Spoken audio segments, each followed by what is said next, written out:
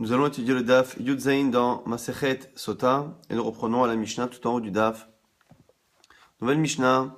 Balo lichtov et Megillah. On va nous expliquer ici comment écrire la Megillah, donc la partie de la paracha de Sota que l'on va effacer après avec les eaux et que l'on va faire boire justement à la femme. Donc la femme boira l'eau qui comporte entre autres l'encre avec laquelle on a écrit. Balo lichtov et Megillah. Mais Zemakom au côté nous dit ici la Mishnah pose la question à partir de quel endroit de la Torah on écrit. Tout le monde sera d'accord ici qu'on n'écrit pas toute la paracha de Sota, qu'on doit écrire justement à Alot, c'est marqué dans la Torah, qu'il écrira et à Alot les malédictions qu'il y a marquées. Donc on va essayer rapidement de lire déjà les versets et avec cela on essaiera de comprendre les trois chitotes qu'il y a marquées dans la Mishnah. Au début de la paracha c'est marqué Vishbia Ota HaKohen Ve'amar El Aisha. Le Kohen fera jurer la femme et dira à la femme. Alors cette introduction qui nous dit finalement l'action du Kohen, ce que le Kohen fait à la femme et le fait que le Kohen va parler, ça tout le monde est d'accord que ça ne fait pas encore partie de la malédiction. Après, il y a les premières phrases du Kohen. Et là, selon certains, il faudra les dire, les écrire, selon d'autres, pas forcément. Que dit le Kohen en premier? Au départ, c'est pas une vraie malédiction, c'est plutôt au contraire une éventualité que la femme n'a pas fauté. Im lo shachav ishotach. Et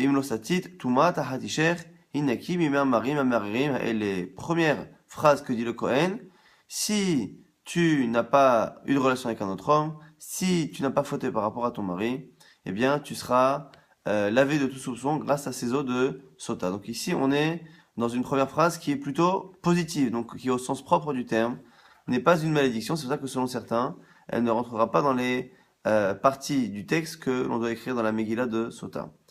Le deuxième verset nous dit une seconde phrase que le Kohen dit, où là ici le Kohen parle de l'éventualité où la femme a fauté, et à qui satit, tachat isher, echinit met, veiten ish bar tchechovto, de isher, et à ce moment-là le Kohen nous dit, mais par contre si tu as fauté, que tu as fait ça avec un homme et une relation avec toi, et ainsi de suite. Et après on nous dit encore, vishbia Kohen et Aisha bishua ta'ala, et après le texte reprend la narration de ce que le Kohen doit faire, donc il l'a fait jurer, et après il lui redit encore autre chose, et il lui dit ce qui va se passer si elle a fauté.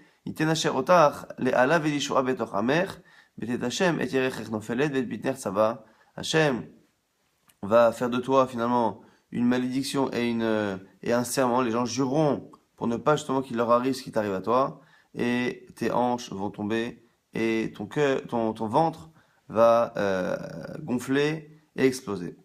Ça, c'est ce que nous dit ici. Et la suite, et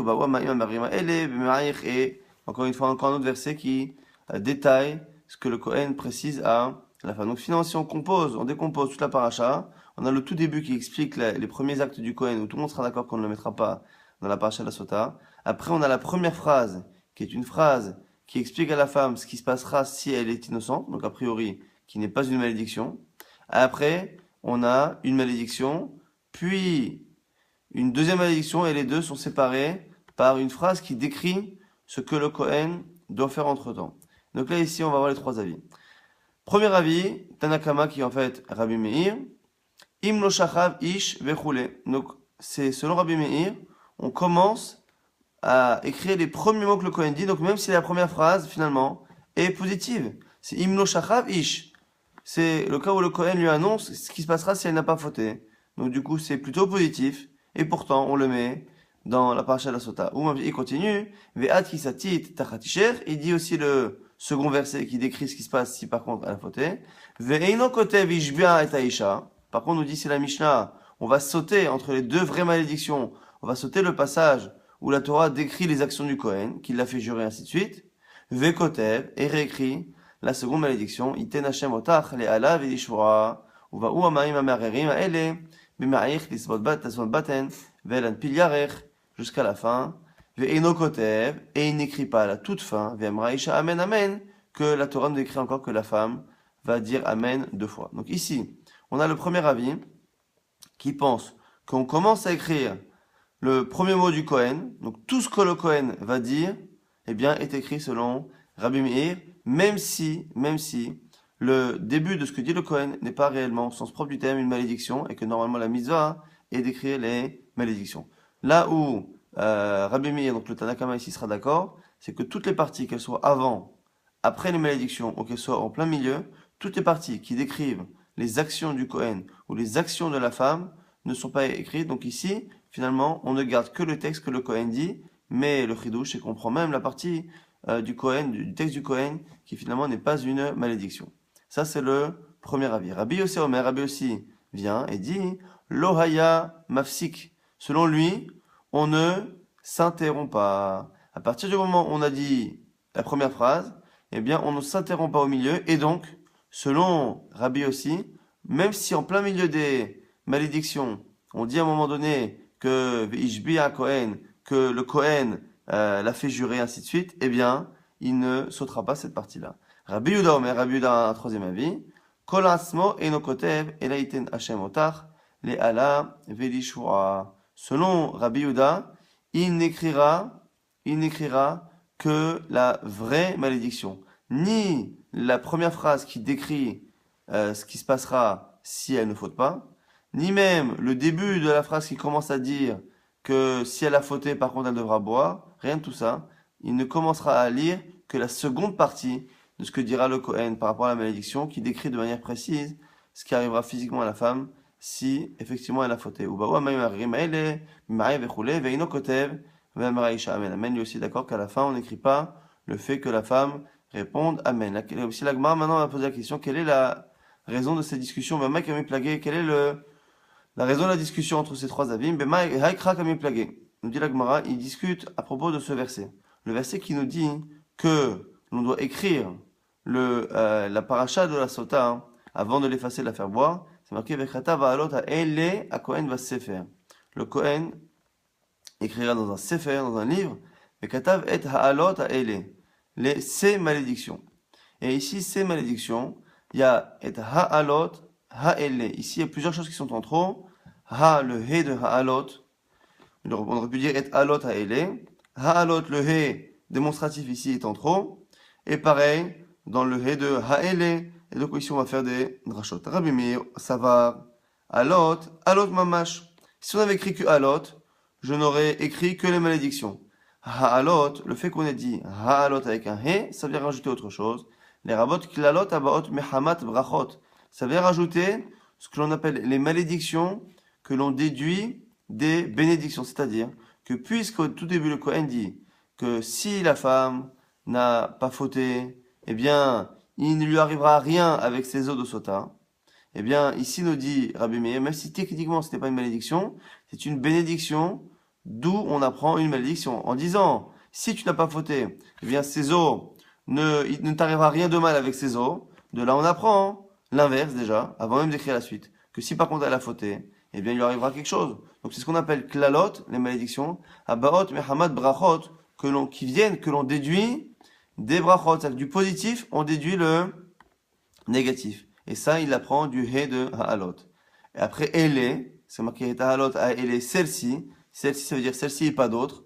Les marouté klalot, shebe mishne Torah. C'est pour dire par contre, on n'écrira pas selon tout le monde, même selon Rabbi Meir, on n'écrira pas hein, ces mêmes malédictions qui sont écrites dans Mishne Torah, dans Dvarim, c'est que dans Dvarim, on répète beaucoup d'halachot, l'essentiel des halachot de la Torah, et donc on réécrit entre autres cette halakha-là de sota, et bien on n'écrira pas la deuxième version qui est marquée dans Sefer Devarim, ha'ele avec le he de ha'ele, les marouté, tsavaot, les kabbalot, amen, c'est pour exclure tous les passages où le Kohen fait, on décrit que le Kohen fait, ou fait dire, ou fait jurer, et les kabbalot, amen, et le fait que la femme dise amen. Donc ici finalement, on a le mot halot qui est nécessaire, le fait d'écrire les malédictions, mais on a le he de ha'alot qui est en trop, on a dans ha'ele, le he de ha'ele et ele qui sont en trop, qui viennent finalement exclure. Autant le he de ha'alot vient rajouter, nous dire que finalement, non seulement les malédictions, mais même le début qui est positif, mais d'où on va déduire du négatif, et de he de ha'ele et de ele, on exclut deux autres cas, et on exclut donc les klalot qui sont marqués dans Sefer Devarim, et toutes les parties où la Torah décrit les actions du Kohen ou de la femme. Rabbi Yossi, Kulhu Keda Amarta. Rabbi Yossi, pourquoi selon Rabbi Yossi on ne s'interrompt pas? Donc on écrira tout de même ce que le Kohen fera entre les deux. Pourquoi? Pour l'instant, il pense comme Tanakama, c'est-à-dire qu'on a le he de ha'alot puis ha'ele que l'on décompose en deux choses, he et ele. Mais que rajoute ici Rabbi Yossé? Il rajoute et, c'est marqué vekatav, et ha'alot ha'ele, et le mot et, qui ne se traduit pas en français, qui prend la place entre un verbe et un COD en hébreu, mais qui ne se traduit pas en français, et qui parfois en hébreu n'est pas non plus écrit, et bien justement c'est pour cela que Rabbi Yossi pense que le et est en trop, puisque souvent on s'en prive, et bien et, les rabot, tsavaot et kabbalot. Il ne faut pas lire kabbalot selon certains commentaires, mais en tout cas les rabot, tsavaot, c'est pour dire justement que finalement, grâce au mot et, Rabbi Yossi nous dit qu'il faut rajouter et finalement écrire même une partie qu'on aurait pu penser ne pas écrire, qui est finalement ces parties où on décrit que le Kohen fait jurer, fait dire et parle. Toutes ces parties-là qui sont entre deux malédictions, il faut les écrire. Vers Rabbi Meir, pourquoi il ne pense pas cela? Et Tim Lodarish, lui il pense comme l'école de pensée qui pense que les mots et dans la Torah ne permettent pas de déduire quelque chose. Donc je répète encore, on a finalement la mitzvah d'écrire les malédictions, mais ici on a trois choses qui nous permettent de déduire 3 et 4 selon Rabbi aussi, c'est que le mot alot a été juxtaposé à un he, le he est en trop, donc le he c'est pour nous apprendre qu'on écrit autre chose, donc même les brachot qui nous font déduire que si la femme par contre est fautive, on peut déjà déduire qu'il se passera quelque chose de mauvais, ça c'est le he de alot, et de ha'ele, celle-ci avec un he en trop et ele en trop, on apprend que ça vient exclure deux choses selon Rabbi Meir, à la fois ce qui est marqué dans des varim et à la fois tout ce qui est parti, les actions que le Kohen ou la femme doit faire. Et selon Rabbi Yossé, grâce au mot et qui est en trop, on rajoutera les tsavaot, les parties où le Kohen fait jurer, on rajoutera ces parties-là dans l'écriture de la Megillah. Vers Rabbi Yehuda, que pense Rabbi Yehuda? Selon Rabbi Yehuda, il utilise les mêmes lettres et les mêmes mots, simplement, il pense que tous ces mirotim-là servent finalement à exclure des choses.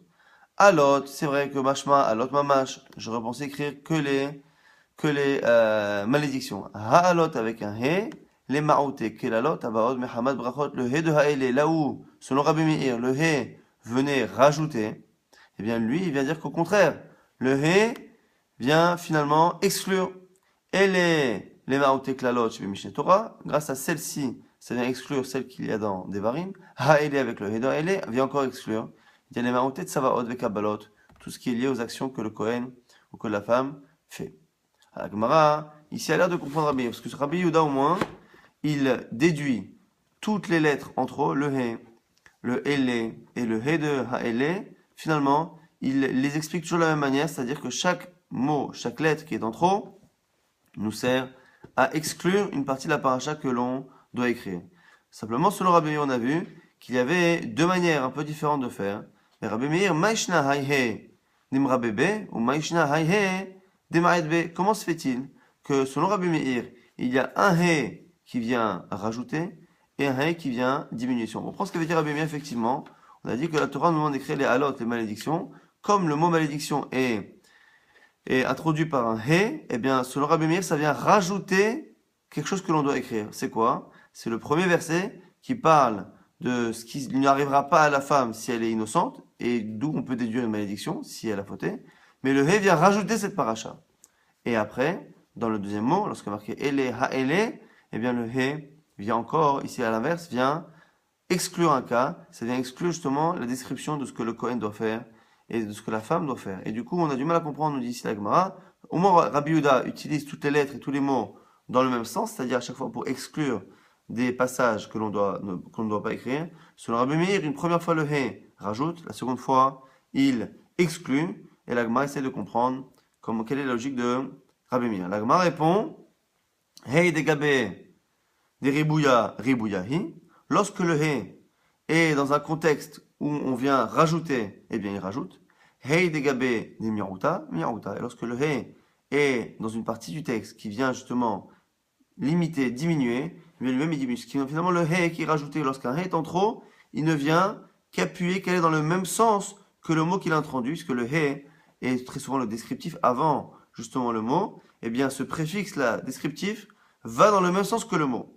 Et si on reprend, puisque c'est marqué avec katav, et ha'alot, il écrira quoi? Il écrira les malédictions. Donc, lorsqu'on dit alot, on est en train de nous apprendre, de nous rajouter les passages que l'on va écrire. Donc, comme ici, on nous écrit ce que l'on va écrire, vekatav et ha'alot, comme on décrit ce que l'on va écrire, le he vient en rajouter, non seulement alot, mais aussi brachot. Et comme après c'est marqué ha'elle, celle-ci, il écrira ces klalot, donc celle-ci, ça veut dire que celle-ci et pas d'autre. Donc on est en train d'exclure. Comme on est en train d'exclure, le he de ha'elle, lui aussi, va exclure. Donc finalement, il n'y a pas de raison de s'étonner que les deux he, qui sont finalement dans deux mots, donc c'est la même lettre, le même descriptif, dans deux mots qui se suivent, eh bien peuvent finalement les deux he avoir des fonctions diamétralement opposées à partir du moment où les deux mots eux-mêmes n'ont pas la même vocation. Le mot alot vient rajouter ce que l'on va écrire, elle vient limiter ce que l'on va écrire, et donc du coup les he qui les précèdent chacun auront des sens différents. La Gemara maintenant s'étonne par rapport à autre chose. Ici on a dit que finalement, lorsque la Torah a dit d'écrire les halot, les malédictions, eh bien finalement, on inclut aussi, selon Rabbi Meir, la première partie, le premier texte, qui finalement n'est pas une malédiction, puisque c'est le Kohen qui dit Im lo shachav ishotar, si personne n'a une relation avec toi, Im lo sati tuma tachatisha, si tu ne t'es pas impurifié par rapport à ton mari, Inaki mima mari amarerim, elle est, eh bien, il ne t'arrivera rien, tu ne seras pas embêté par ces eaux de sota. Et donc du coup ici on nous explique ce qui se passera si tout se passe bien. Alors même si on peut déduire du coup que si il lui dit que si elle est innocente, qu'elle n'aura rien, on peut sous-entendre que du coup si elle n'est pas innocente, elle sera punie. Malgré tout, pour pouvoir appeler ça une malédiction, il faut partir du principe que l'on déduit de quelque chose, on peut déduire son inverse. Lorsque l'on donne une condition, eh bien, on déduit que l'inverse, c'est une chita particulière de miklal lav atashomea hen. D'une négation, tu peux déduire une affirmation. Et on retrouve ça dans beaucoup de sujets, dont entre autres les engagements. Lorsque quelqu'un dit « je m'engage à te faire ça si tu me fais ça », eh bien, est-ce que la condition est une manière de dire que finalement, si la condition ne s'applique pas, je ne le fais pas, ou pas? C'est une marloquette. Et Rabbi Meir fait partie de ceux qui pensent qu'on ne déduit pas justement de cette manière. C'est pas parce qu'il y a marqué que s'il se passe ça, tu auras ça, eh bien on ne peut pas déduire forcément que lorsque la condition ne s'applique pas, l'inverse se passera. Ah, litle le Rabbi Meir, miklal lavatach shomahen, mais lui, de manière générale, dans toute la halachot, il ne tient pas ce principe de dire que de quelque chose avec une condition, eh bien on ne peut pas déduire que lorsque la condition ne s'applique pas, eh bien l'inverse se passera. Donc comment ici expliquer que selon Rabbi Meir, on classifie le premier verset comme étant une malédiction, alors que finalement, on n'a fait que parler d'une bénédiction qui est conditionnée, mais selon Rabbi Meir, on n'a pas le droit d'utiliser la condition pour déduire que sur la condition, ce sera l'inverse. Amar Rabbi Tanhum, Hinnaki Ktiv. Nous dit ici Rabbi Tanhum, pourquoi on peut tout de même expliquer que ce passage-là est une malédiction? Parce que c'est marqué Hinnaki, soit rendu propre de tes accusations et de ce que les autres de Sota peuvent faire. Hinnaki est très souvent le He. On peut le lire comme étant un het. Eh bien ici il faudrait lire hinaki, mais hinaki avec un het pour dire qu'elle sera mise à mort. Et donc c'est une manière ici d'avoir une allusion encore un peu plus franche de ce qui peut se passer si la femme ne se comporte pas comme il faut. C'est pour ça que ici Rabbi Meir consentirait à dire que c'est une malédiction. Maintenant on a fini l'explication des trois chitotes de la Mishnah. Et la Gemara va nous rapporter quelques agadotes par rapport au couple. Darish, Rabbi Akiva disait Ish ve Isha, Zahu, si l'homme et la femme se comportent comme il faut, spécialement pour tout ce qui est relation adultère, Shrina Benehem, il y a la Shekhinah, il y a la présence divine entre eux. Pourquoi? Parce que dans le mot Ish, il y a un Yud, dans le mot Isha, il y a un He, et le Yud et le He, c'est un des noms d'Akadosh Baruch Hu. Lo Zahu, s'il ne mérite pas, Esh Ochaltan, c'est le feu qui les dévore. Et ici, a priori, c'est parce que lorsqu'on enlève le Yud et le He des deux mots Ish et Isha, homme et femme, eh bien, on se retrouve avec à chaque fois le mot Esh, le mot feu, pour dire que finalement, le couple ne tient pas si l'homme ou la femme, ou l'homme et la femme, eh bien, ne respectent pas la fidélité dans le couple. Amar Rava, nous dit Rava, ou des Isha adifam et des Ish. Et la conséquence de l'adultère de la femme est plus fort que celui de l'homme. Pourquoi Maïtarama parce que lorsqu'on regarde le mot Isha, femme, le mot Esh, le Aleph et le Shin sont déjà collés l'un avec l'autre. Et le He, n'est que après. C'est-à-dire que les lettres Aleph et Shin sont déjà plus proches, elles sont déjà collées. Donc c'est comme si le mot Esh, feu, était déjà écrit. Alors dans le cas de l'homme, Ish, mais il y a le Aleph, et le shin qui compose le feu, à la base ne sont pas à côté, puisqu'il y a le yud. Et donc, c'est une manière de dire finalement que l'adultère de la femme a beaucoup plus de conséquences dans le couple que celui de l'homme, puisqu'encore une fois, c'est essentiellement au niveau de la Torah la femme qui est engagée par rapport à cela, puisque la maman Rava, nous dit Rava, Mipnema Amra Torah, Haver Afa les Sota. Pourquoi la Torah a demandé à ce que l'on mette de la terre, on a dit de la terre qui avait sous le Mishkan, de la terre dans les eaux de Sota. Pourquoi? Parce que Zarta, si elle a du mérite, c'est-à-dire qu'elle n'a pas fauté, eh bien, Yotse Mimena Ben Avraham Avinu Dirtive, Arafar va faire. Parce qu'elle a le mérite non seulement, nous dit la Torah, d'avoir une descendance, mais d'avoir une descendance particulière, comme Avraham Avinu, qui lui-même s'est comparé à Arafar va faire, à la terre et à la cendre. L'Ozarta, si elle ne mérite pas, Terzor la Arafara, elle reviendra à la terre, c'est-à-dire qu'elle mourra et donc elle sera enterrée, elle reviendra à la terre. Ici, nous dit Rava, le fait qu'on ait mis la terre, c'est pour nous dire que, quoi qu'il arrive, il y aura un rapport avec la terre, soit dans le négatif, si elle a fauté, eh bien elle retournera à la terre, elle mourra, soit dans le positif, elle aura un enfant, des enfants qui seront comme Abraham Avinu, qui lui-même s'est comparé à justement la terre et à la cendre. La riche Rava toujours et Doresh, Bisrar Shama Abraham Avinu, Abanochi Afava Efer, par le mérite de la modestie d'Abraham Avinu qui a dit, mais qui suis-je? Je ne suis finalement que Afava Efer, que de la terre et de la cendre. Zachou Banab Lishte Mitzvot, eh bien ses descendants, nous, eh bien avons mérité 2 mitzvot. Efer Para, Ve'afar Sota, la cendre de la vache rousse et la terre de la sota. Donc ici, on a un peu du mal à comprendre le rapport qu'il y a entre ces mitzvot et cette mitzvah. Donc on va essayer de donner une explication, celle du Maharal, qui dit que c'est la modestie d'Abraham Avinu lorsqu'il a dit que je suis Afar va Efer. Je suis finalement de la cendre et de la terre. C'est une manière de dire qu'il est modeste. Pourquoi la cendre et la terre? Certains veulent dire que parce que les deux ne valent pas grand-chose, donc la cendre ne vaut rien, la terre pas non plus, mais la terre peut permettre de faire pousser quelque chose. Donc la terre a une possibilité de donner dans le futur, et Efer et la cendre est quelque chose qui aujourd'hui ne vaut rien, mais qui provient de quelque chose qui a pu avoir de la valeur. Donc finalement, la cendre n'a plus de valeur dans le futur, mais on a eu dans le passé, et la terre n'a pas de valeur dans le passé, mais a une valeur potentielle dans l'avenir. En disant je suis Afar va Efer, c'est une manière de dire finalement qu'il n'a ni l'un ni l'autre. C'est-à-dire que finalement, il n'a ni une capacité future, ni une capacité du passé. Il vient simplement demander à Kajourou de l'écouter par pure hesed, par pure générosité. Donc ça, c'est la modestie d'Avraham Avinu. Certains vont dire que du coup, c'est pour ça que nous, on a la misa de Para Aduma et de Rafar de Sota, qui finalement, elles, vont à l'encontre finalement de la nature, puisque finalement, le FR de la Para, qui normalement justement est quelque chose qui montre le FR, la cendre, qu'il n'y a plus de possibilité dans le futur, eh bien vient justement réparer une impureté qui s'est passée, et vient réparer justement le passé. Et Afar Sota nous permet finalement d'aller de l'avant et de rendre cette femme autorisée. Et du coup, c'est la raison pour laquelle on a ce rapport entre la terre et la cendre et la modestie de Avraham Avinu. Ve'aikanami, Afar, Kisui Hadam. La Gemara dit maintenant, il y a aussi notre mitzvah qui est liée à la terre.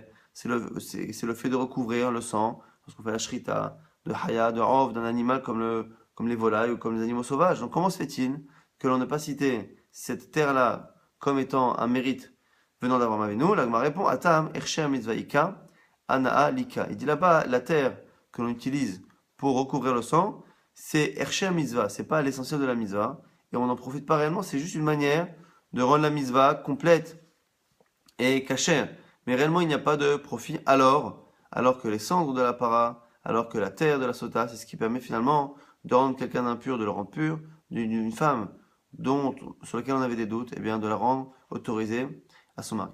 Darash Rava continue le même type de drashot, Bisrar She'ama Avraham Avinu. Par le mérite de la phrase de Rava Avinu qui a dit je ne prendrai ni rien, ni aucun fil, ni aucune chaussure. Ses descendants ont mérité 2 mitzvot. Le fil de Techelet, le fil bleu qui est élevé dans les tzitzit. Ursura shel Tefilin et la lanière des Tefilin.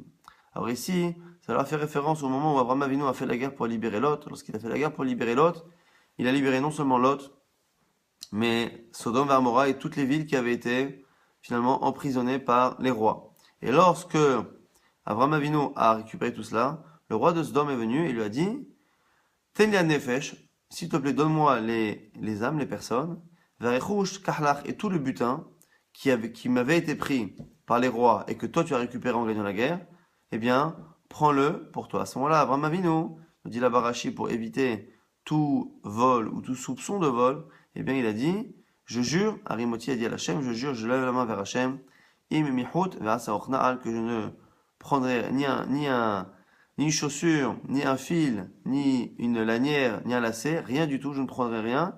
Et par justement ces mérites-là de parler d'un fil et de lacets de chaussures, eh bien on a eu des mitzvot qui sont liés justement à cela, c'est-à-dire le fil de Techelet et la lanière des fils qui est comparée finalement au lacet en cuir. La Gemara alors pose la question, Bishlama, Retsurachel Tefilin, je peux comprendre le mérite que l'on a pour les tefilin, parce que c'est marqué au-dessus des tefilin, Veraou, Kol Amei Haaretz, Ki Shem Hashem Nikra Alecha, Ve'yarou Mimeka, c'est marqué dans Devarim que les peuples de la terre verront que le nom d'Hachem eh bien, est écrit sur toi, Ve'yarou Mimeka, et ils auront peur de toi, Ve'tanes, c'est une braïta qui nous dit, Rabbi Eliezer Agadol Omer, Elou Tefilin Shebarosh, les tefilin de la tête, qui font peur à ceux qui voient lorsque le Ham Israël a la Shrina, la présence divine sur lui, lorsqu'il porte les tefilin.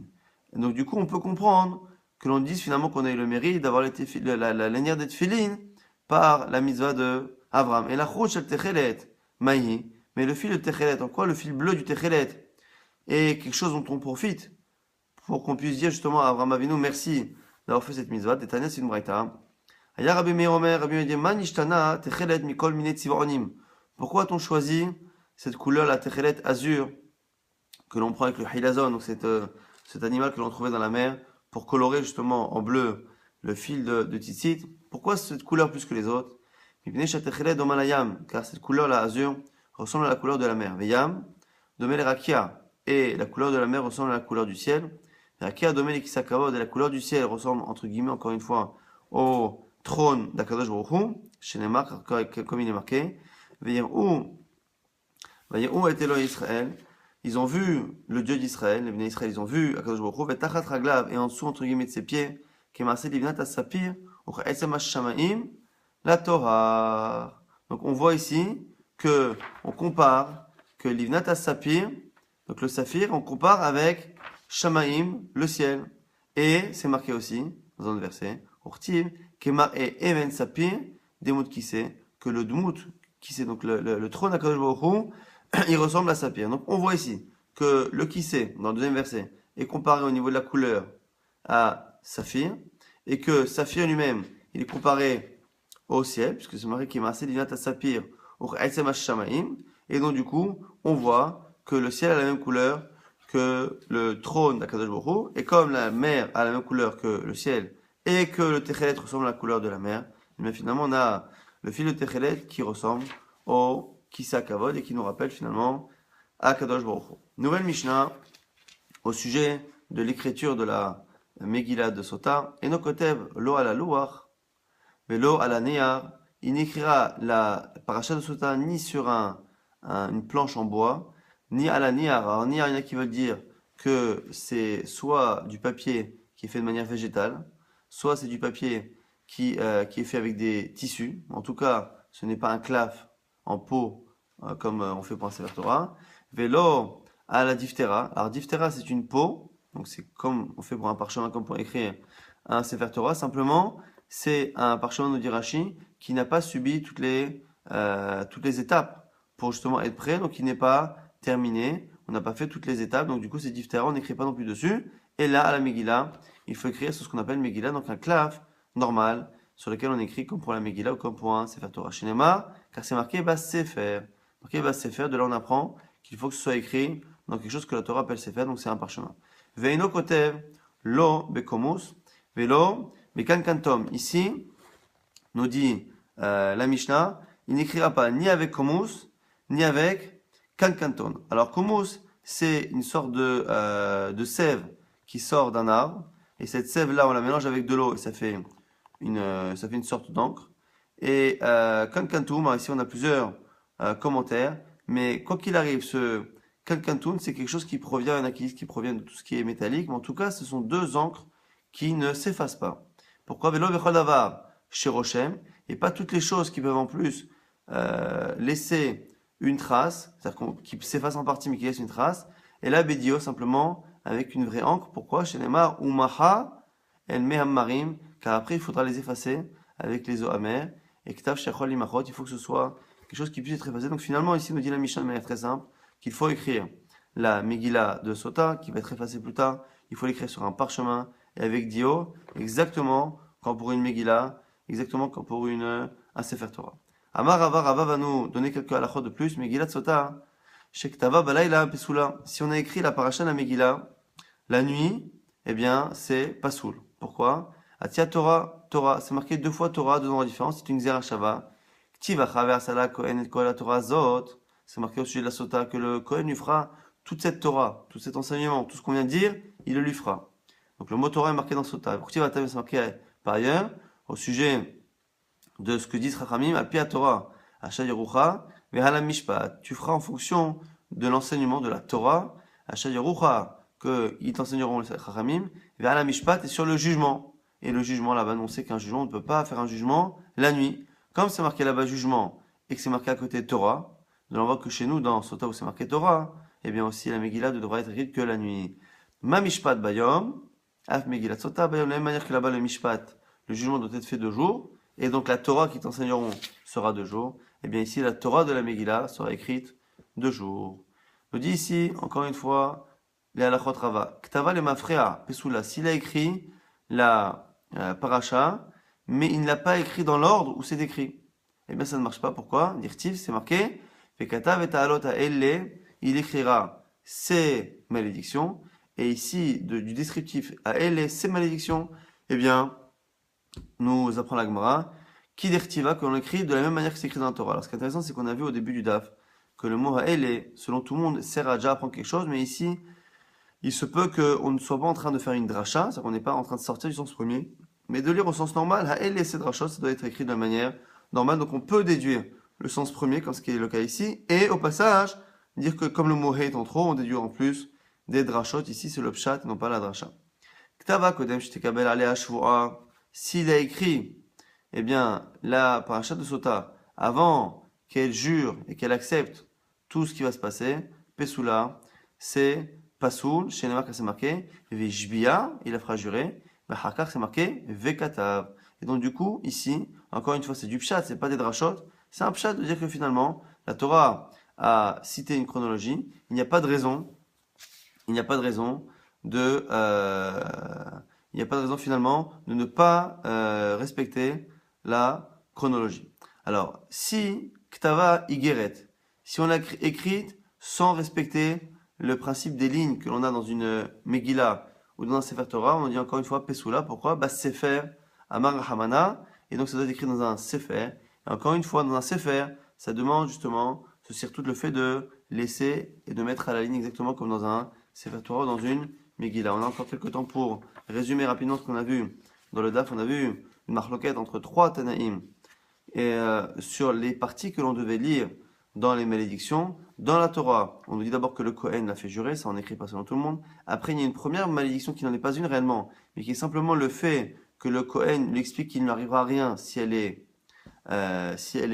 innocente. Là-dessus, il n'y aura que 2 Tanaïm qui diront qu'on écrit cela, puisque l'on peut déduire finalement, du fait qu'on lui dise qu'il ne se passera rien si elle est innocente, on peut déduire qu'il se passera quelque chose si elle ne l'est pas. Donc selon Rabbi Meir et Rabbi aussi, on l'inclut.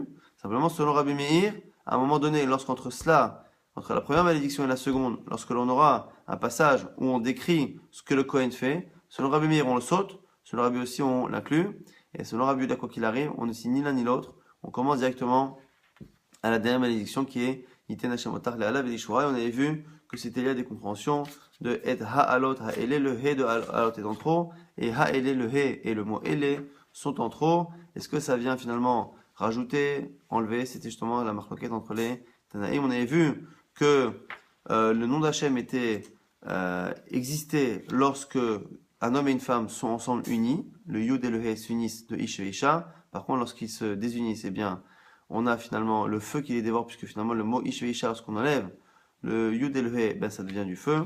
Et on nous dit que dans le cas de la femme, c'est encore plus grave, parce que les lettres du mot Esh sont déjà collées dans le mot Isha. On avait dit aussi que le mérite de et faire appareil et de rafar sota de la terre qu'on utilise pour la sota pour la rendre pure, et la sang de la vache rousse qu'on utilise pour purifier quelqu'un qui a touché un mort, et bien le mérite de ces mitzvot-là qui permettent finalement de purifier ou d'innocenter, et bien ce mérite-là, on l'a grâce à Abraham Avinu qui a eu la modestie de dire finalement par rapport à Kadosh Baruch Hu, malgré tout ce qu'il avait fait et tout ce qu'il allait engendrer à l'avenir, il a eu la modestie de demander les choses par Hachem parce qu'il était Rafar Va'efer, qui était de la cendre et de la terre, quelque chose qui finalement, si on prend le point commun des deux, mais finalement qui n'a ni de l'avenir ni du passé.